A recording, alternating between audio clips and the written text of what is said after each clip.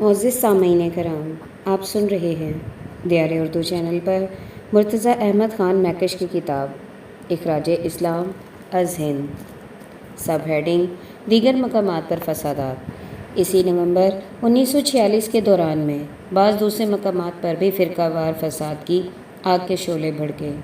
دہلی، میرٹھ، غازی آباد، کانپور، بنارس، صوبہ جات، متوسط سی پی کے بعض مقامات اور ہتک میں مسلمانوں کے خون سے ہولیاں کھیلی گئیں۔ صوبہ جات متحدہ آگرہ اودھ کے ایک مقام گڑھ مکتی شور میں گنگا اشنان کے میلے پر ان مسلمانوں کا قتل عام کیا گیا جو ہر سال اس میلے میں مختلف کام کے سلسلے میں جایا کرتے تھے۔ ان کی تعداد 4000 کے قریب تھی، جن میں سے بہت کم جاں بر ہو کر بھاگ سکے۔ گڑھ مکتی شور میں 8 نومبر سے لے کر 10 نومبر تک مسلمانوں پر ہندوؤں کے ہجوموں نے، جن کی تعداد 10-10 ہزار کے لگ بھگ تھی، 2 دفعہ حملہ کیا اور انہیں انتہائی وحشت اور بربریت کے ساتھ فنا کے گھاٹ اتار دیا۔ ان کے گھروں کو نظر آتش کر دیا گیا۔ گڑھ مکتیشور میں جو کچھ ہوا وہ بہار کے نقشے کے عین مطابق تھا۔ ایسا معلوم ہوتا تھا کہ دونوں جگہ ایک ہی قسم کی سازش کے مطابق کام ہو رہا ہے اور مسلمانوں کے قتل عام کی ایک ہی ٹیکنیک برتی جا رہی ہے۔ یہ نئے مقامات تھے جہاں فساد کی آگ بھڑکی اور جلد ہی فروغ کر دی گئی، لیکن بمبئی، ڈھاکہ اور احمد آباد میں خنجر زنی کی وارداتیں برابر جاری تھیں۔ کلکتہ میں فساد کی رفتار مدھم پڑ گئی تھی۔ 28 نومبر کو حکومت برطانیہ کے وزیر ہند لارڈ پیتنک لارنس نے پارلیمنٹ میں اعلان کیا کہ جس دن 2 ستمبر سے ہندوستان میں عبوری حکومت قائم ہوئی ہے، فرقہ وار فسادات میں 6700 آدمی ہلاک ہو چکے ہیں۔ یہ تعداد پوری طرح صحیح نہیں کیونکہ بعض دور افتادہ مقامات سے اطلاعات موصول نہیں ہوئیں۔ وزیر ہند نے اس تعداد میں ان ہزاروں مسلمانوں کی گنتی کو شامل نہ کیا جو بہار کے قتل عام میں مارے گئے تھے۔ اس کی وجہ غالباً یہ تھی کہ ہندوستان سے اطلاعات کا بھیجنا کانگریس کی عبوری حکومت کا کام تھا۔ سب ہیڈنگ مسلمانوں کا صبر جمیل۔ بہار سے مسلمانوں کے بے پناہ قتل عام کی خبریں نشر ہوئیں تو ہندوستان بھر کے مسلمان دم بخود رہ گئے۔ انہیں اس بات کا سما گمان بھی نہ تھا کہ ہندو قوم قتل اور غارت گری کے لیے اس حد تک منظم اور تیار کی جا چکی ہے۔ مسلمانوں کے عوام کی ذہنیت یہ تھی کہ ہندو لڑائی بھڑائی میں مسلمانوں کا مقابلہ نہیں کر سکتے۔ مسلمانوں کے لیڈر محض بڑھ چڑھ کر باتیں بنانا جانتے تھے اور یہ سمجھے بیٹھے تھے کہ ہم محض خالی خولی دھمکیوں سے ہندوؤں اور انگریزوں کو ڈرا دھمکا کر پاکستان حاصل کر لیں گے۔ اس قسم کی ذہنیتیں رکھنے والے عوام و خاص مسلمانوں کے دماغوں پر بہار کے خونچا واقعات کی ہولناک داستانیں بجلی کی طرح گری، جنہوں نے ان کے قوائے فکری اور ذہنی کو معطل کر دیا۔ اور تو اور مسلمانوں کے قائد اعظم مسٹر محمد علی جناح نے 5 نومبر کو عید قرباں کے اجتماع میں تقریر کرتے ہوئے کہا تو یہ کہا، مجھے معلوم ہے کہ مسلمان بہادر ہیں، مگر وقت آ گیا ہے کہ وہ اپنے گھر کی نگہداشت خود کریں۔ کیا آپ کا گھر ٹھیک ہے؟ اس کا جائزہ لو اور اس کے بعد اس کا جواب اپنے آپ کو دو کہ آپ نے ان ابتر حالیوں میں کیا کیا ہے۔ میں جہاں کہیں بھی جاتا ہوں وہاں بھی شور سنائی دیتا ہے کہ قائد اعظم ہم آپ کے حکم کے منتظر کھڑے ہیں۔ واضح رہے کہ قائد اعظم اس وقت تک کوئی حکم نہیں دے گا جب تک اسے یہ معلوم نہ ہو جائے کہ آپ حضرات تیار ہیں۔ اگر میں اس سے پہلے کوئی حکم صادر کر دوں تو میں جرنیل نہیں بلکہ مجرم ٹھہروں گا۔ اس لیے میرا کہنا یہ ہے کہ اپنا گھر درست کر لو۔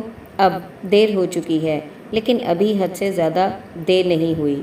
قائد اعظم کی تقریر کے یہ فقرے ہی پکار کر کہہ رہے ہیں کہ مسلمان عوام تو کیا، ان کے لیڈروں کو بھی اس قسم کی افتاد کا خواب و خیال تک نہ تھا جو بہار میں مسلمانوں کو پیش آئی۔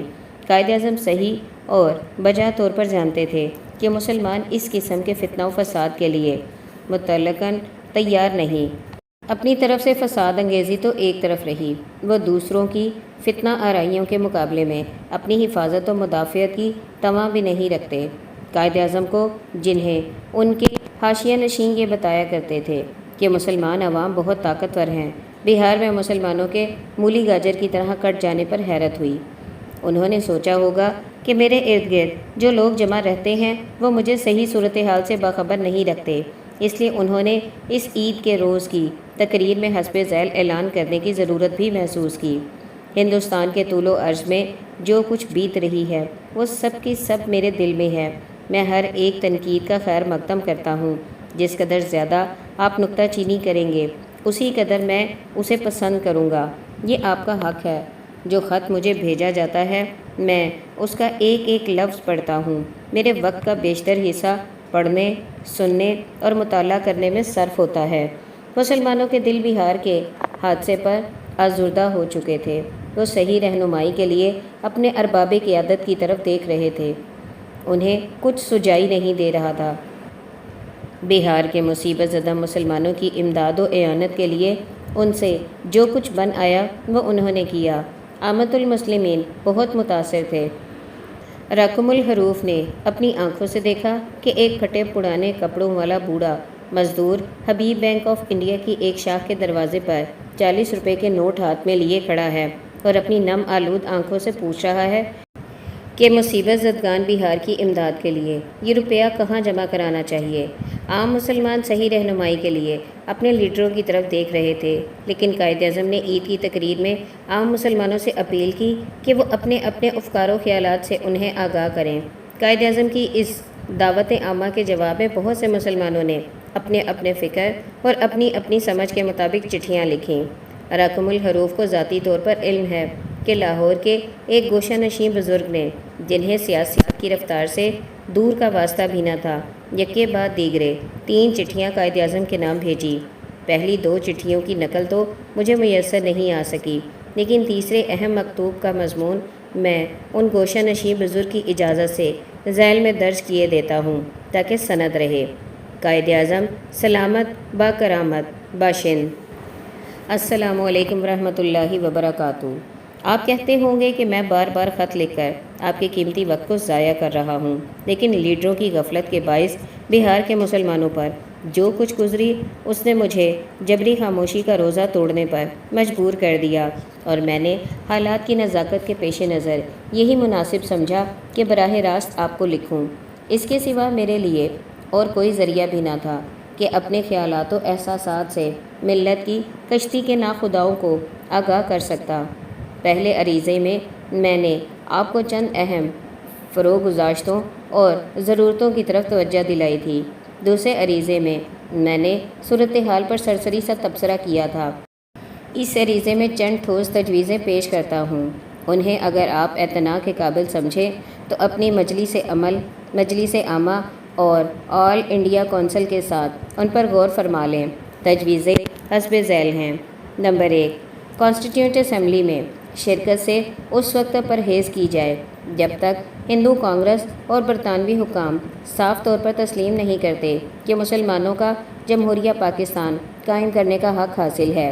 آپ نے 2 کانسٹیٹیوئنٹ اسمبلیاں بنانے کا مطالبہ چھوڑنے میں سخت غلطی کی۔ وزارتی مشن کی اسکیم کو یکسر ٹکرا دینا چاہیے تھا۔ نمبر 2، اگر کانسٹیٹیوئنٹ اسمبلی سے الگ رہنے کے باعث انٹرم گورنمنٹ کے عہدے بھی چھوڑنے پڑے تو وہ چھوڑ دیجیے۔ اس صورت میں اگر وائسرائے خود مسلمانوں کو نکال دے تو اور بھی اچھا ہو۔ نمبر 3، اعلان کر دیا جائے کہ انگریز نے مسلمانوں کو دھوکہ دیا ہے، وہ ملک کا سارا اقتدار صرف ایک قوم کے حوالے کر رہا ہے، لہٰذا مسلمان عزت کی موت مرنے کے لیے انگریز اور ہندو دونوں کی متحدہ طاقت کا مقابلہ کرنے کا عزم کر رہا ہے۔ اقوام عالم ایک معزز قوم کی تباہی پر گواہ رہیں۔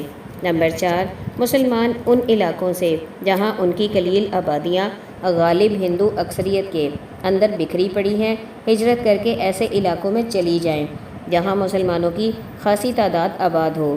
نمبر 5، مسلمانوں کی آبادیاں ہر جگہ دفاعی انتظامات درست کریں۔ گاؤں، محلوں اور شہروں میں قلعے اور حصار بنا لیں۔ حملوں کی صورت میں اپنی حفاظت کے لیے مقامی دفاعی جیش منظم کر لیں۔ نمبر 6، ہدایات جاری کر دی جائیں جن میں تشریح کے ساتھ مسلمانوں کو بتا دیا جائے کہ حملہ ہو جانے اور بدامنی واقع ہونے کی صورت میں انہیں اپنی حفاظت کے لیے کیا کچھ کرنا چاہیے اور کن کن باتوں پر محترز رہنا چاہیے۔ نمبر 7، کسی موضوع شخص کی قیادت میں سربازوں کی ایک جماعت منظم کی جائے۔ اس جماعت کے پاس ہر قسم کا سامان ہونا چاہیے، بالخصوص نقل و حرکت کے ذرائع، چھاپے خانے، ریڈیو اسٹیشن اور ہتھیاروں مائلزم بہا۔ نمبر 8، کچھ مبلغ اور سفیر سرحد کے قبائلی علاقے میں بھیج دیے جائیں جو انہیں حکومت ہند سے برسر جنگ ہونے کے لیے کہیں۔ نمبر 9، بیرونی ملکوں میں پروپیگنڈے کرنے کے لیے مناسب طریقے اختیار کیے جائیں تاکہ باہر کی دنیا پر مسلمانوں کا صحیح حال ظاہر ہوتا رہے۔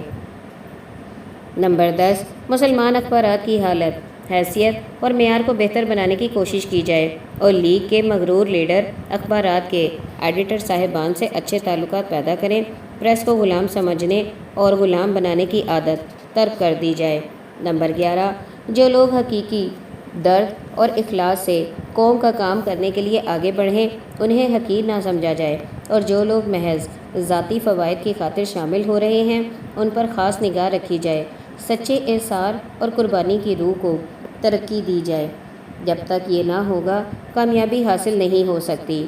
نمبر 12، کانگریسی مسلمان احراریوں، خاکساروں وغیرہ سے دل سوزی کے ساتھ اپیل کی جائے کہ وہ اس اڑے وقت میں قوم کا ساتھ دیں۔ مسلم لیگ کی لیڈرشپ کا موجودہ نظام سیاست کو محض ذاتی نفع کی تجارت خیال کرتا ہے۔ کام کرنے کا یہ محرک تبدیل ہونا چاہیے۔ کام اور احسار محض خدا کی رضا حاصل کرنے کے لیے اور قوم کی حالت بہتر بنانے کے لیے کیا جائے۔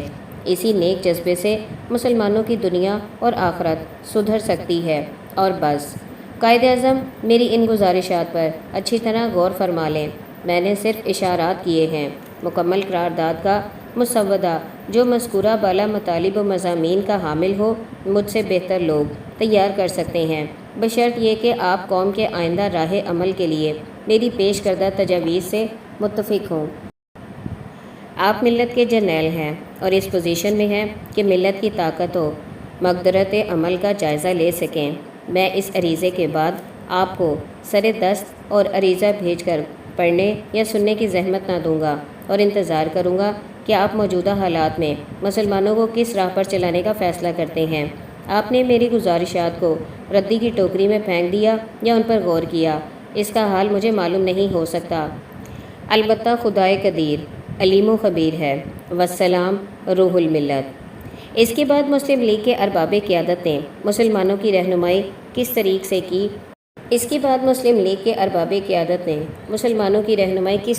کی اس کا حال اوراق آئندہ میں بیان کیا جائے گا۔